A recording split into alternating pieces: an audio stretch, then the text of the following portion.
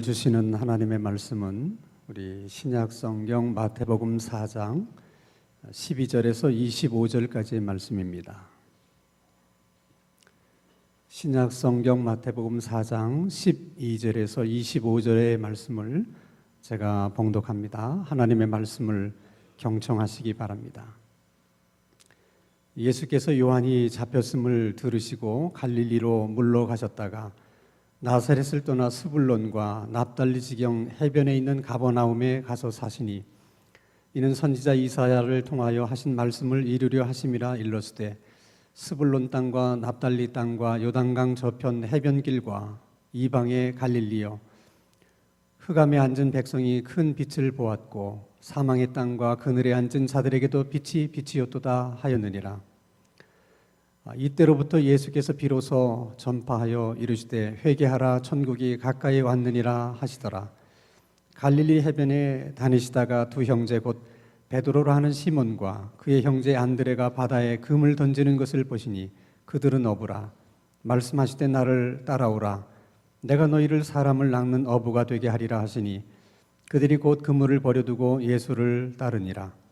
거기서 더 가시다가 다른 두 형제 곧 세베대의 아들 야고보와 그의 형제 요한이 그의 아버지 세베대와 함께 배에서 그물 깁는 것을 보시고 부르시되 그들이 곧 배와 아버지를 버려두고 예수를 따르니라. 예수께서 온 갈릴리에 두루 다니사 그들의 회당에서 가르치시며 천국 복음을 전파하시며 백성 중에 모든 병과 모든 약한 것을 고치시니 그의 소문이 온 수리아에 퍼진지라. 사람들이 모든 앓는 자 곧 각종 병에 걸려서 고통당하는 자, 귀신 들린 자, 간질하는 자, 중풍병자들을 데려오니 그들을 고치시더라. 갈릴리와 데가볼리와 예루살렘과 유다와 요단강 건너편에서 수많은 무리가 따르니라. 아멘. 신구약 성경 66권 가운데 구약 성경의 마지막 권은 말라기서 말씀입니다. 그리고 신약 성경의 첫 권은 마태복음 말씀입니다.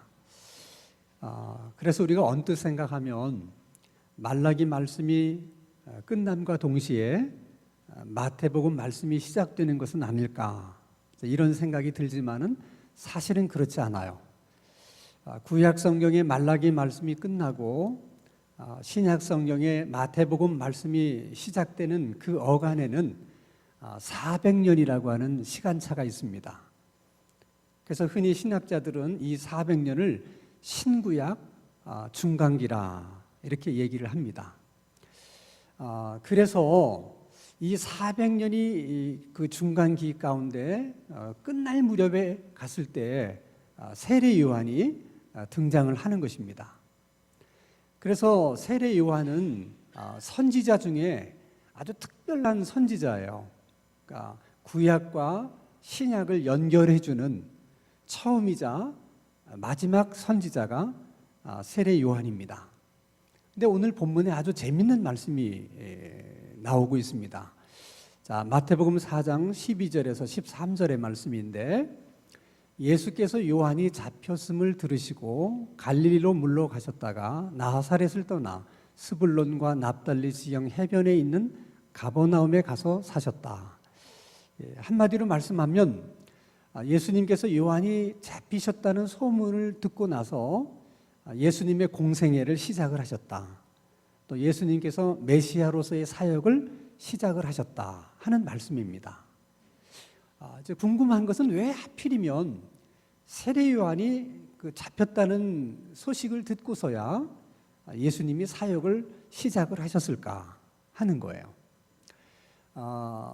세례 요한이 외치던 당시는 예수님이 태어났을 때 그 예수님을 죽이려고 했던 헤롯 대왕은 죽고 그 아들들이 그 아버지가 다스리던 그 유대 땅을 여러 지역으로 나눠서 통치를 했습니다. 특별히 갈릴리 지역은 헤롯 안티파스라고 하는 헤롯의 아들이 다스렸는데 그 헤롯 안티파스는 아버지의 그 성품을 그대로 이렇게 이어받아서 아주 폭군으로 아주 유명한 그런 왕이었습니다. 근데 이 안티파스가 자기의 본 부인을 버리고 이복 동생인 빌립의 아내를 빼앗아서 자기 아내로 삼은 것입니다. 여러분, 이런 일은 일반 백성에서도 이제 참 해서는 안 될 일이고 또 있어서는 안 되는 일인데, 모든 백성들의 본이 돼야 될 왕이 그런 일을 했다. 이건 정말 있을 수 없는 일이잖아요. 그래서 모든 백성들이 부글부글합니다. 어떻게 왕이 그럴 수 있느냐. 그렇지만은 워낙 폭군이었기 때문에 대놓고 얘기하는 사람이 아무도 없는 거예요. 근데 유독 세례 요한만은 그 헤롯 안티파스를 향해서 아주 심하게 질책을 합니다. 잘못했다. 근데 이 헤롯 안티파스도 폭군이기는 했지만은 너무나 당당하게 당신 잘못했다고 외치는 그 세례 요한을 그래도 선지자라고 생각했기 때문에 어떻게 하질 못해요. 근데 세례 요한이 하루만 그러는 게 아니라 매일처럼 헤롯 안티파스를 향해서 질책을 하는 겁니다. 그러니까 제일 힘들고 어려운 게 누구냐면 헤로디아였어요. 세례 요한이 말할 때마다 얼마나 부끄러웠겠습니까? 그래서 헤로디아가 자기 남편인 헤롯 안티파스를 계속해서 추궁을 해가지고 결국은 세례 요한을 잡아들입니다. 그리고 세례 요한은 그 감옥에서 나오지 못하고 결국은 순교를 해요. 세례 요한의 입장에서 생각해 보면 이제 겨우 나이 30인데 얼마나 많은 일을 할 수 있겠습니까? 매일처럼 많은 사람들이 세례 요한에게 세례를 받으러 와서 본인이 세례를 줬어요. 아직도 세례를 줘야 될 사람들이 너무너무 많아. 세례 요한을 필요하는 사람들이 너무너무 많아. 그런데 그런 자기가 왜 감옥에 와 있어야 되는가? 아니, 내가 헤롯 안티파스가 잘못된 걸 잘못됐다고 말한 것이 뭐가 문제길래 선지자인 내가 이렇게 감옥에 와서 갇혀 있어야 하는가? 도대체 내가 세례를 줬던 그 메시아 예수님은 도대체 어디서 뭘 하고 계시길래 내가 이렇게 감옥에서 썩고 있어야 되나? 사실 세례 요한의 입장에서 생각해 보면 정말 너무 납득할 수 없고 또 이해할 수 없는 것입니다. 그런 것들이 세례 요한의 마음을 얼마나 힘들게 했겠습니까? 그러나 문제는 세례 요한이 이 땅에 태어난 이유, 또 그에게 주어진 사명은 예수님을 소개하는 거예요. 예수님이 이 땅에 오신 하나님의 어린 양이고 메시아다. 그게 그가 이 땅에 태어난 이유고 그의 사명입니다. 그동안 세례 요한이 그렇게 했어요. 그리고 예수님을 세례 주는 일로 그 사명이 사실은 끝난 것입니다. 그런데 만약에 세례 요한의 생각처럼 나는 아직 젊어, 나를 필요로 하는 사람이 아직도 많아, 나에게 지금 세례를 받을 사람들이 줄 서 있어, 그래서 세례 요한이 계속해서 그 일을 하면 예수님이 등장하실 수가 없는 거예요. 그것은 마치 여러분, 우리가 이제 부흥성회를 하면 우리가 강사를 초빙을 하잖아요. 그럼 제가 이제 강사 소개를 합니다. 오늘 오신 강사님은 하고 제가 소개를 간단하게 하죠. 그리고 이제 우리가 박수로 환영합시다. 그리고 나야 이제 강사가 올라와서 이제 말씀을 전하게 되는 겁니다. 근데 강사를 소개하는 제가 강사를 소개하는데 한 30분, 40분을 계속 소개하면서 여기서 안 내려가면 그럼 그 강사 목사님 올라올 수 있어요? 없어요? 없는 거죠. 그러면 안 된다는 거예요. 그러니까 예수님은 어떻게 보면 세례 요한이 잡힐 때까지를 기다리셨다가 잡혔다는 소리를 듣고 이제 무대에 등장을 하시는 거예요. 그러면 세례 요한의 입장에서는 예수님이 등장하기 위해서는 자기는 어떻게 해야 돼? 잡혀야 돼요. 그리고 자기는 순교를 당하고 죽어야 되는 거예요. 그러니까 똑같은 일이지만 여러분, 어느 관점에서 보느냐에 따라서 이렇게 달라질 수 있는 거예요. 우리가 신앙생활을 하면서 왜 이렇게 힘들고 어려우냐? 대부분 우리가 힘들고 어렵다고 느끼는 그런 일들은 다 내 관점으로 볼 때 납득이 되지 않고 이해가 되지 않아서 그런 거예요. 도대체 하나님은 어디 계신 거야? 그 전능하시던 하나님은 도대체 뭘 하고 계시는 거야? 이런 생각들을 우리가 많이 하게 되잖아요. 우리 입장에서는 이해가 안 되고 우리 관점에서는 정말 납득할 수 없는 일이라 할지라도 이렇게 하나님의 관점에서는 그래야만 하는 이유가 있다 없다? 있다는 거예요. 그래서 그것을 믿음으로 받아들이면 그게 우리에게 은혜가 되는 것이고, 그것을 받아들일 수 없어서 끙끙 앓고 계속해서 힘들어하면 결국 스스로 우리가 실족해서 넘어지게 되는 거예요. 그것을 깨닫는데 많은 시간이 필요하기는 하지만은, 그러나 그런 일들이 우리 가운데 있을 때도 신실하신 하나님, 나를 사랑하시는 하나님, 그 하나님이 반드시 그럴 만한 이유가 있어서 그렇게 하시는 걸 거야, 이렇게 믿음으로 받아들일 수 있기를 주의 이름으로 축원합니다. 이제 우리들의 관심은 두 가지로 이제 집약이 되는데, 하나는 공생애를 시작하신 그 예수님께서 가장 먼저 하신 일이 뭘까? 이게 궁금하잖아요. 뭐든지 사람이 처음 일을 시작할 때 그분이 무슨 일을 했느냐, 그게 관심이고 중요성이잖아요. 그러니까 예수님도 공생애를 시작하면서 가장 먼저 하신 일이 뭘까? 그게 주님의 관심사고 가장 중요한 일이라고 우리가 여기게 되는 거예요. 두 번째는 왜 예수님이 그 공생애를 시작하면서 그 복음 사역을 하면서 그 사역의 중심지를 예루살렘이 아닌 갈릴리로 정했을까 하는 거예요. 우리가 잘 아는 것처럼 예루살렘은 이스라엘의 수도고, 갈릴리는 저 북쪽에 있는, 우리로 말하면 저 뭐 속초나 강릉처럼 굉장히 외진 시골 동네거든요. 근데 왜 굳이 그랬을까? 여러분, 오늘날도 마찬가지예요. 현대 선교학에서도 뭐라고 가르치냐면, 선교는 할 수 있으면 도시 중심으로 해라. 도시 중에서도 중심 도시, 그 나라의 수도에 가서 선교를 해라, 이렇게 가르칩니다. 그 이유는 크게 두 가지예요. 이렇게 큰 도시에는 전국에서 사람들이 몰려들기 때문에 어떤 변화에 대한 거부감이 좀 덜한 편이에요.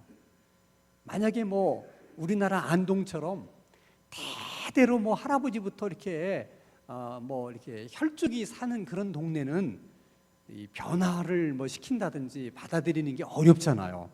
근데 도시는 그렇지 않다는 거예요. 그리고 또 새로운 문화, 어떤 새로운 지식을 받아들이는 데 있어서도 굉장히 수용성이 크다는 거예요.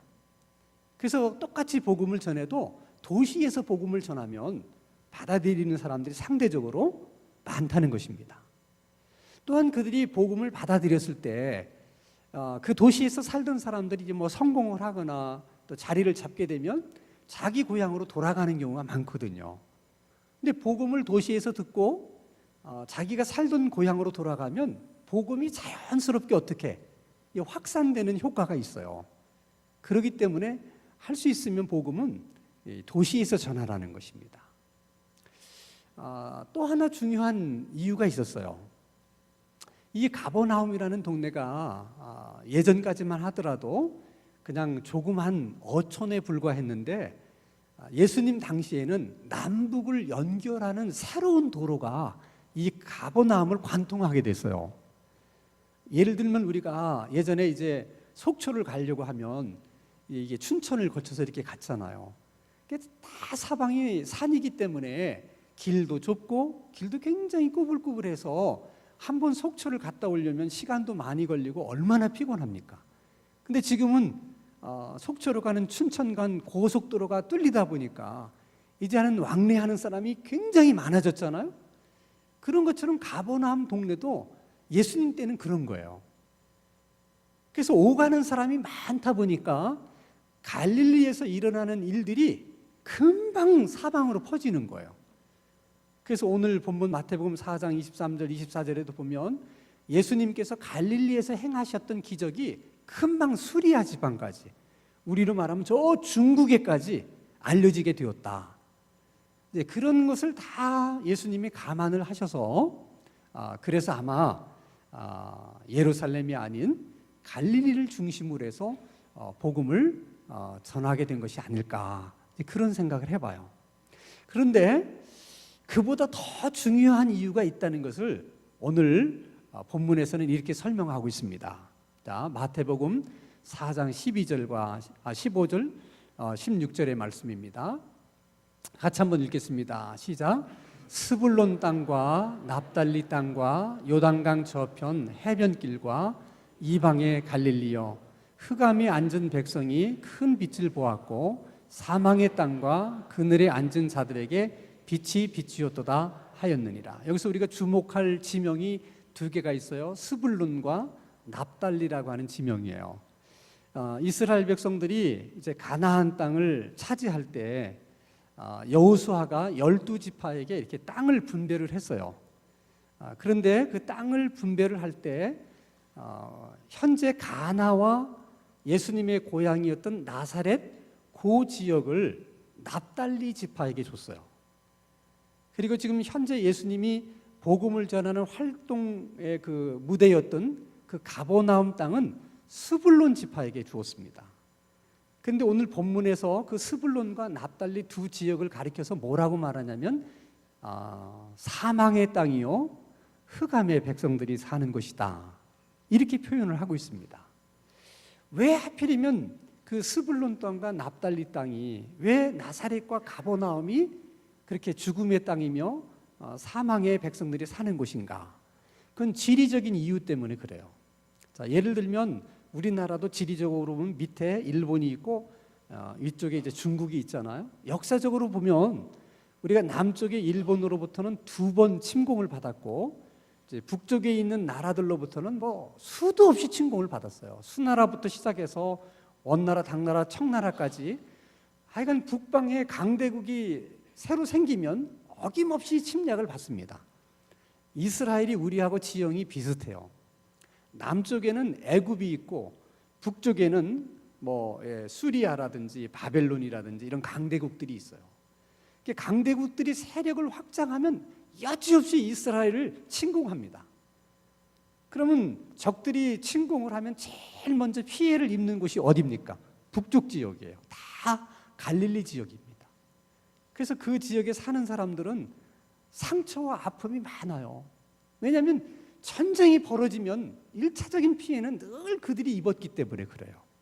그리고 전쟁이 벌어지면 얼마나 많은 사람이 죽습니까? 그러면 그 자리를 북방의 이방 민족이 내려와서 채우는 거예요. 그러니까 어쩔 수 없이 그 지역 사람들은 이방인들과 더불어 살 수밖에 없어요. 그러다 보니까 문화도 북방 문화와 많이 혼합될 수밖에 없는 겁니다. 음식 문화도 그렇고 언어도 마찬가지예요. 그래서 시간이 많이 지나다 보니까 같은 이스라엘 백성인데도 불구하고 예루살렘에 있는 유다 지파 사람들이 쓰는 어투하고 갈릴리 사람들이 말하는 어투가 달라졌어요. 그러다 보니까 예루살렘에서 살고 있는 유다 지파 사람들이 이 갈릴리 지역 사람들을 쉽게 말하면 차별하고 또 우습게 여기고 이제 그렇게 한 것이죠. 그래서 그 지역이 정말 죽음의 땅이고 흑암의 백성들이 사는 것처럼 그렇게 여겨졌다는 것입니다. 근데 그런 곳에서 예수님이 복음을 전했다는 거예요. 빛으로 오신 예수님이 그곳에서 복음을 전했다고 하는 것은 그 사망의 땅이 이제 예수님 때문에 생명의 땅이 된 것이고 또 그 죽음의 그 사람들이, 백성들이 빛으로 오신 예수님 때문에 생명을 얻은 사람들이 되었다.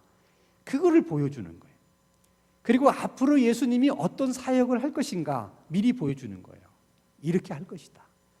어쩌면 왜 스불론 땅과 납달리 땅만 그것이 사망의 땅이고 죽음의 백성들이 있는 곳이냐? 왜 그게 흑암의 곳이냐? 주님이 보시면 모든 세상이 다 죄로 인해서 이미 흑암의 땅이 된 것이고 죽음의 백성들이 된 것이다. 이제 앞으로 빛으로 오신 예수님이 그 땅을 향해서 이제 복음을 전하시고 빛을 비추게 될 것이다. 그래서 많은 사람들이 다시 살아나고 생명을 얻게 될 것이다. 그거를 보여주시는 것이 이 사건입니다. 그래서 예수님은 그것을 말씀하기 위해서 예루살렘이 아닌 갈릴리, 특별히 납달리 지역과 스불론 지역을 중심으로 해서 이제 복음 사역을 하신 거예요. 그러면 예수님이 하신 일 가운데 어떤 사역들이 있었느냐? 세 가지가 있었는데 첫 번째가 우리 마태복음 4장 17절입니다. 같이 읽겠습니다. 시작. 이때로부터 예수께서 비로소 전파하여 이르시되 회개하라 천국이 가까이 왔느니라. 지난 시간에도 제가 말씀을 드렸지만 여기서 말하는 천국은 장소 개념의 천국이 아니에요. 우리가 죽은 다음에 가는 곳 그것이 아니고 여기서 말하는 천국, 하나님의 나라는 통치 개념의 천국입니다.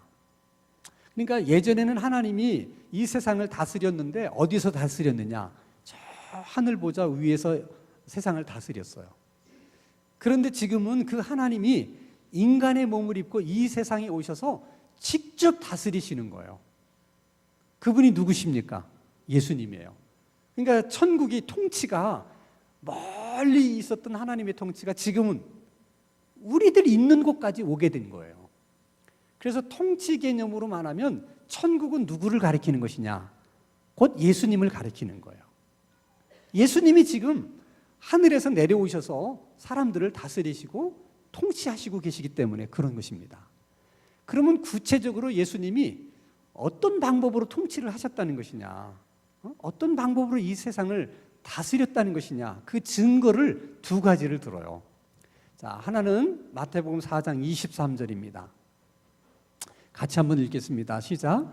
예수께서 온 갈릴리에 두루 다니사 그들의 회당에서 가르치시며 천국 복음을 전파하시며 백성 중에 모든 병과 모든 약한 것을 고치셨다. 그래서 우리가 주목해야 될 때가 모든 병을 고치셨다는 거예요.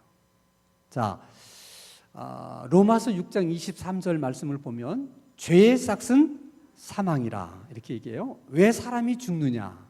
성경적인 가르침은 죄 때문이라는 거예요. 그래서 우리가 살면서 일어나는 모든 불행한 사건들은 다 죽기 위해서 일어나는 사건들이에요. 그 중에 하나가 질병입니다. 그러니까 왜 사람이 병에 걸리느냐? 죽기 위해서 병에 걸리는 거예요. 그러면 도대체 이 죽음이라고 하는 것이 죄 때문에 생긴 거기 때문에 질병도 결국은 그 원인이 어디에 있어요? 죄에 있어요.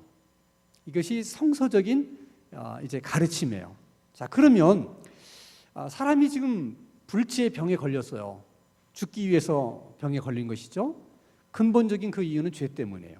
근데 예수님이 죽어야 될 불치의 질병에 걸린 사람을 치료해서 다시 살려내시는 거예요.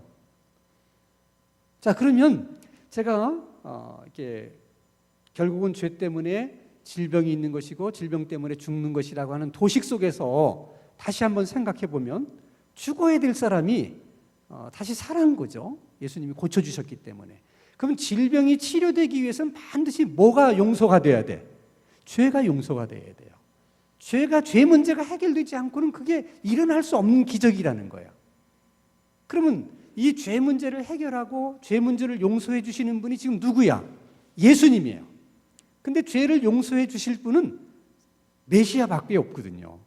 이 세상에 누가 사람의 죄를 용서해 주고 해결해 줄 수 있겠습니까? 그러니까 지금 예수님께서 이 불치의 질병, 모든 병을 고치신다는 것은 곧 이분이 누구라는 거예요? 메시아라는 거예요.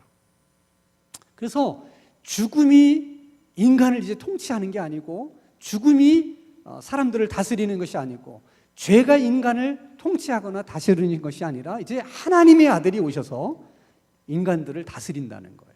그래서 인간들을 하나님의 아들이 다스리니까 죽을 사람도 어떻게? 살아나는 거예요. 그래서 결국은 나중에 사망 권세를 이기시잖아요. 지금 많은 병자들을 고치시는 것은 그 사망 권세를 이기는 전초전이에요. 지금 그 일을 예수님께서 하고 계시다는 거예요. 또 한 가지 증거를 보이셨는데 마태복음 4장 24절 같이 읽겠습니다. 시작. 그의 소문이 온 수리아에 퍼진지라 사람들이 모든 앓는 자 곧 각종 병에 걸려서 고통당하는 자, 귀신 들린 자, 간질하는 자, 중풍병자를 데려오니 그들을 고치시더라. 여기서 우리가 주목할 단어는 귀신 들린 자를 고치셨다는 거예요.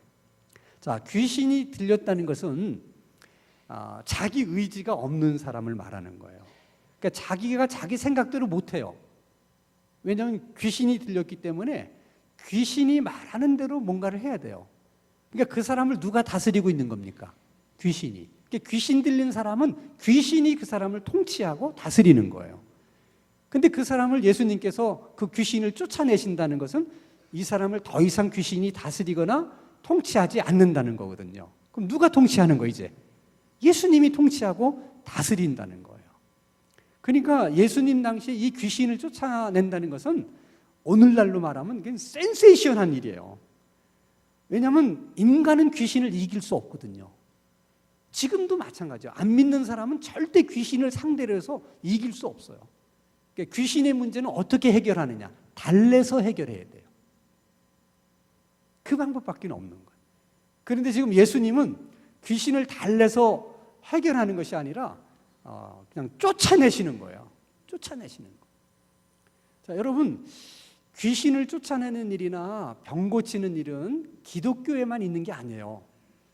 불교라는 종교에도 있고 다른 종교에도 있어요. 근데 기독교에서 귀신을 쫓아내고 병을 고치는 것은 다른 종교에서 하는 것과 그 의미가 달라요. 단순히 무슨 능력이 있어서 그런 일을 행한다고 하는 의미가 아니라 이것은 이제 더 이상 이 세상을 악한 영들이 다스리고 통치하는 것이 아니라 이제 하나님의 아들이 이 땅에 오셔서 하나님의 아들이 이 세상을 통치하기 시작했다. 그 증거를 말하는 거예요. 그래서 예수님께서 이 복음을 증거하는 자들에게는 예수님이 행하셨던 이 능력을 똑같이 행할 수 있는 능력을 주셨습니다. 자, 마가복음 16장 17절에서 18절 한번 같이 읽겠습니다. 시작. 믿는 자들에게는 이런 표적이 따르리니 곧 그들이 내 이름으로 귀신을 쫓아내며 새 방언을 말하며 뱀을 집어 올리며 무슨 독을 마실지라도 해를 받지 아니하며 병든 사람에게 손을 얹은즉 나으리라 하시더라. 이것은 복음과 함께 주신 능력이에요. 그냥 능력이 아니에요. 그냥 능력을 보이라고 주신 것이 아니고 복음을 전하는 데 있어서 필요한 능력이거든요. 그래서 복음을 전하는 사람과 복음을 전하는 곳에서는 저 능력이 많이 나타나요. 특별히 그러니까 선교지에 가면 목사님이 아니더라도 일반 집사님이나 권사님들도 이렇게 막 말 한마디만 하면 귀신이 쫓겨나가고 또 이렇게 간절하게 기도하면 정말 불치의 병자가 고침을 받아요. 이런 것을 우리가 경험하려면 선교지를 한 번씩 가야 돼. 가서 정말 이렇게 귀신 들린 사람이라든지 병든 사람들을 다 모아놓고 이렇게 한번 집회를 하면 이제 우리 눈으로 그게 확인이 돼요. 실제로 한 번씩 그런 사역도 이제 필요하긴 해요. 그런 곳에 가서 여러분들이 직접 이렇게 안수도 한번 해보고 여러분이 직접 귀신도 한번 쫓아내보고 그래서 정말 막 여러분이 한 대로 그렇게 되는 걸 보면 여러분들이 얼마나 큰 신앙의 확신을 가질 수 있겠습니까? 근데 이건 복음을 전하는 자에게 주신 거기 때문에 어디서든지 복음 전하는 자에게는 저런 능력들이 나타난다는 거예요. 자, 이제 예수님이 세 번째 하신 일은 제자들을 부르시는 겁니다. 예수님이 가버나움 바닷가를 지나시다가 그물을 던지고 있는 베드로 안드로를 보고 나를 따라오너라. 내가 너희를 사람을 낚는 어부가 되게 하겠다. 그랬더니 그들이 즉시 그물을 버리고 예수님을 따라왔어요. 또 한참 가다 보니까 야고보와 요한이 그물을 깁고 있는 것을 보시고 또 예수님이 말씀하십니다. 나를 따라오너라. 그랬더니 그들이 또 금방 그물과 이 배와 그리고 자기 부모를 버려두고 예수님을 쫓았다는 거예요.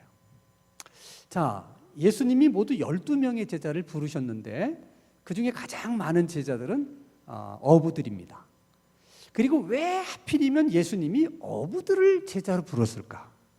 이것도 사실은 많이 궁금한 점이에요.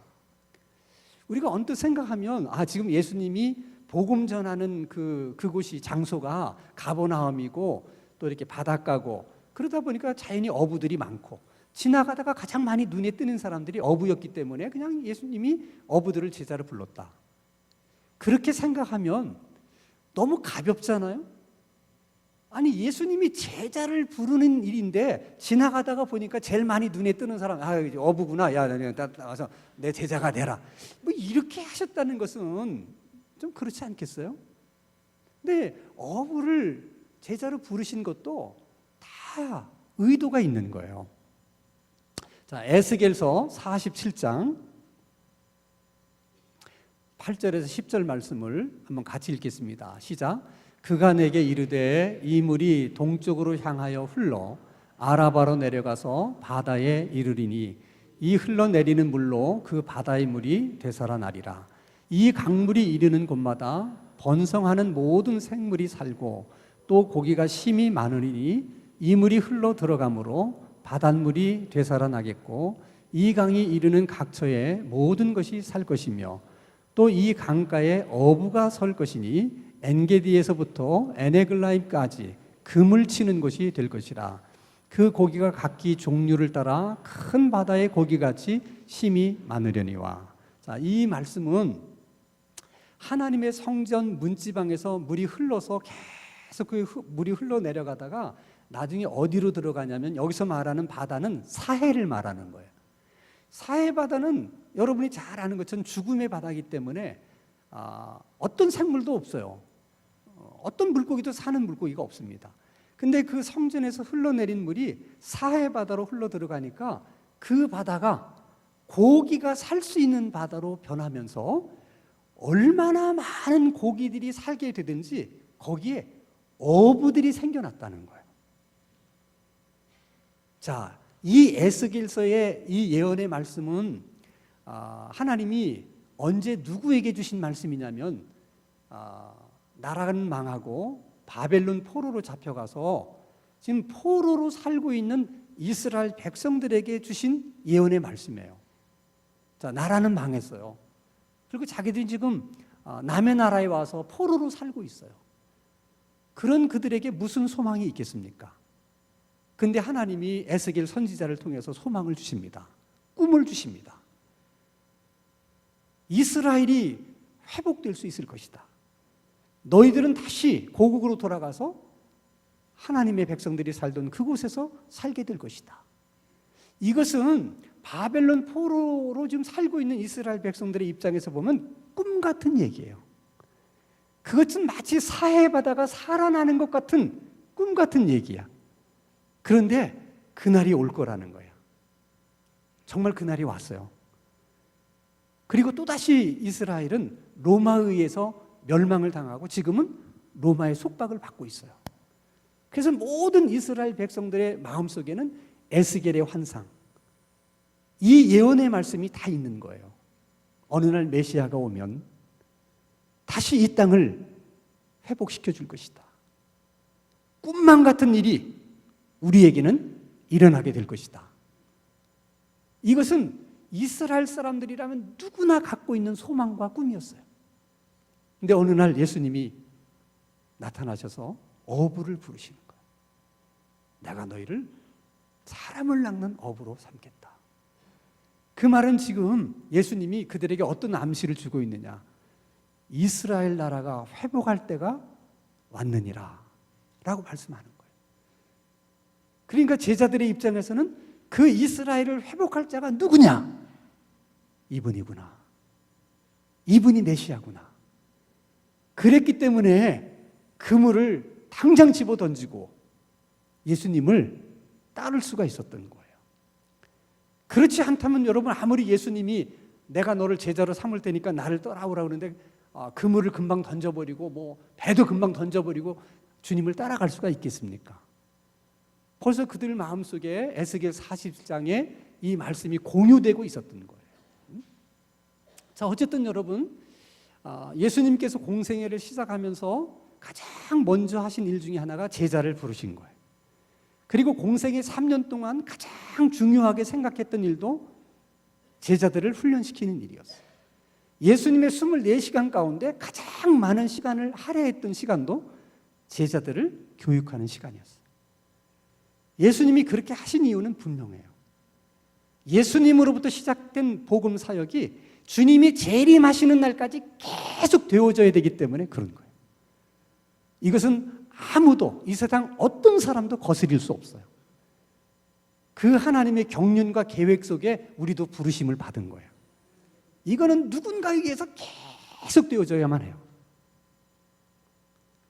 그런데 여러분 보세요. 예수님의 12제자 가운데 그 일을 하지 못한 유일한 제자가 가룟 유다예요. 가룟 유다가 불행하다는 것은 예수님을 배반했던 이유도 있고 목매어 자살한 이유도 있지만은 예수님의 12제자로서 유일하게 복음 전하는 사람을 남기지 못했다는 것입니다. 자, 그러면 여러분, 우리도 한평생 살다가 언젠가는 세상을 떠날 텐데, 우리가 세상을 떠날 때 우리는 도대체 뭘 남기고 갈 수 있을까 하는 것을 한 번쯤은 생각해 봐야 돼요. 그리고 우리가 여러분 평생 살면서 다 똑같이 살지는 못해요. 그렇죠? 어떤 사람 부자로 살고 가난한 자로 살고, 어떤 사람도 많이 배운 자로 살고 그렇지 못한 자로 살고, 다 그렇게 살아요. 다양하게 우리가 살지만 우리가 이 세상을 떠나는 날에는 그 모든 것은 다 그냥 영이 되는 거예요. 아무것도 남는 것이 없어요. 그건 그냥 우리가 이 세상에 사는 동안에만 우리에게 주어진 것이지, 세상을 떠날 때는 아무런 의미가 없는 거예요. 그런데 우리가 세상을 떠나더라도 끝까지 남아있을 수 있는 의미가 있다면 뭐냐? 그게 사람을 남기는 거예요. 그래서 예수님이 제자들을 부르시고 그들을 훈련시키는데 가장 많은 시간과 정성을 쏟으신 거예요. 그 사람만 남는 거예요. 남는 거예요. 그러니까 결국은 우리가 이제 이 세상을 떠나게 될 때 우리는 뭘로 평가를 받느냐 하는 것은, 뭐 우리가 한평생 사는 동안 얼마나 선한 일을 많이 했냐, 뭐 또 주님의 일을 많이 했냐, 이런 것들도 있겠지만은 결국은 믿음의 사람, 복음을 전할 수 있는 사람을 얼마나 남겼느냐를 가지고 평가받는 거예요. 그래서 다니엘서 12장 3절에 많은 사람들을 옳은 대로 돌아오게 하는 자가 하늘의 별처럼 영원토록 빛나리라 하는 말씀을 주신 거예요. 이제 그걸로 우리 삶이 사실은 이제 평가되는 거죠. 그게.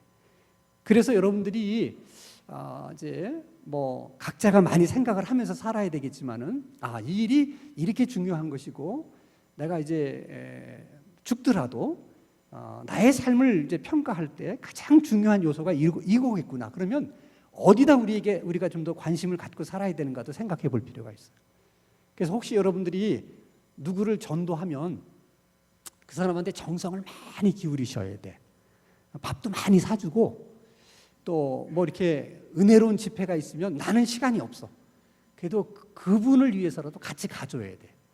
이게 같이 가서 같이 말씀을 들어주고 하면서 훈련이 되는 거거든. 그러니까 지금 내가 전도한 이 사람이 앞으로 이제 구원받은 사람으로 이제 복음을 전할 수 있는 사람까지, 그 정도까지 훈련이 돼야 되니까, 그 정도까지 사람을 키우는 데까지는 우리가 예수님처럼 많은 시간도 투자하고 또 이게 정성을 투자해야 된다는 거예요. 절대로 그 사람 위해서 밥 사주는 거 아까워하지 마세요. 그게 내가 남길 수 있는 사람이거든. 그러니까 뭐 물어보면 귀찮다고 하지 말고 어떻게 친절하게 가르쳐주고, 모르면 알았다, 내가 다시 배워가지고 다음날 와서 너 가르쳐줄게, 이렇게 해서 정성껏 질문하는 거 있으면 답변해주고, 그래서 잘 키워내셔야 돼요. 그게 가장 우리가 할 수 있는 귀한 일이에요. 아직도 여러분 우리에겐 기회가 있어요. 우리가 몇 년이나 더 살다가 이제 하나님 나라 갈지 모르겠지만은 아직 남아있는 시간에 할 수 있으면 사람을 남기세요. 그 일을 위해서 기도하시고 그 일을 위해서 힘쓸 수 있는 여러분 되셔서 우리 신당 중앙교 교인들은 많은 사람을 남길 수 있는 그런 성도들이 될 수 있기를 주님의 이름으로 축원합니다. 기도합시다. 거룩하신 하나님 아버지, 우리가 살아가다 보면 정말 이해할 수 없는 일들을 만날 때가 있습니다. 그것을 이해할 수가 없어서, 받아들일 수가 없어서 스스로 실족해서 넘어지지 않도록 저희들을 늘 붙들어 주옵소서. 우리를 사랑하시는 하나님, 신실하신 하나님께서는 분명히 어떤 뜻이 계실 것이라고 믿고 수용할 수 있는 은혜를 허락해 주시옵소서. 한평생을 살다가 가게 되는 우리는 정말 무엇을 남기고 가게 될까 늘 생각하며 살아가게 하시고, 예수님처럼 믿음의 사람, 복음을 전하는 사람을 많이 남기고 갈 수 있는 그런 은총도 베풀어 주시옵소서. 예수님 이름으로 기도하옵나이다. 아멘.